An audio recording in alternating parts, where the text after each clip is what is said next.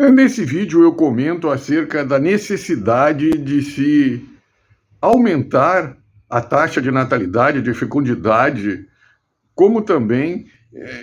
inverter essa taxa de natalidade, fecundidade na população brasileira. Para se ter uma ideia, o número de nascimentos por família, que em 1960, quando eu nasci, era de aproximadamente mais de 5, entre 5 a 6, atualmente no Brasil é em torno de 1,6 nascimentos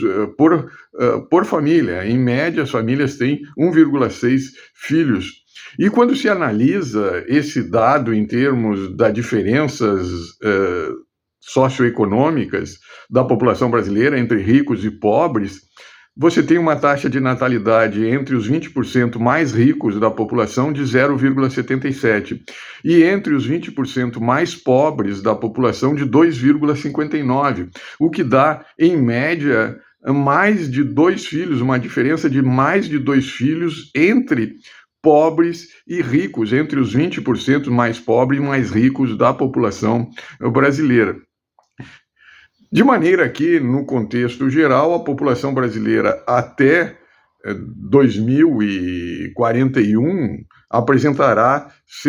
atingirá cerca de 220 milhões de habitantes e a partir de 2042 ela decrescerá. E ela decrescerá basicamente porque o número de pessoas idosas, a despeito da pandemia ter dado uma equilibrada nesses dados, o número da população idosa ela aumentará proporcionalmente ao número de nascimentos. De maneira que, atualmente, se faz necessário não somente aumentar essa taxa de natalidade, fecundidade por família no Brasil, como também inverter essa taxa de natalidade, que, ressalto novamente, nos 20% mais ricos da população está em torno de 0,77, enquanto nos 20% mais pobres da população está algo em torno de 2,59. Então, se tem que reverter também, não somente aumentar, como reverter essa taxa de natalidade. Porquanto essa taxa de natalidade baixa entre os 20% mais ricos da população, que em tese poderiam proporcionar uma mão de obra mais qualificada, no contexto atual desse aumento da população de velhos e diminuição da população de jovens, ela se faz necessário, porquanto ocorrendo uma menor disponibilidade de mão de obra no mercado de trabalho, consequentemente, a produção ela tem que aumentar. E para aumentar a produção, aumentar a qualidade dessa mão de obras, se faz necessário inverter essa proporção entre os 20% mais pobres e 20% mais ricos. Várias são as causas que se atribuem a essa decrescente taxa de fecundidade e natalidade na população brasileira, dentre as quais acesso a serviços de saúde, de educação, o empoderamento da mulher, ou seja, a busca da mulher por melhores condições no mercado de trabalho, de maneira que ela adia a gravidez, e também uma crise de identidade do casal brasileiro em decorrência, em parte, dessa ideologia do gênero, em que o homem se torna feminino e a mulher masculina. Então, isso também se reflete referentemente à taxa de natalidade e fecundidade, em que esses casais, em que o homem usa aquele coquezinho na cabeça, as mulheres adquirem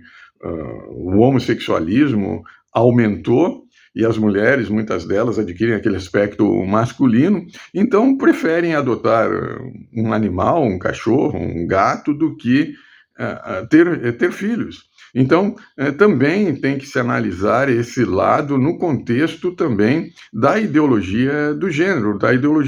porquanto homem com homem não reproduz e mulher com mulher também não reproduz, de maneira que,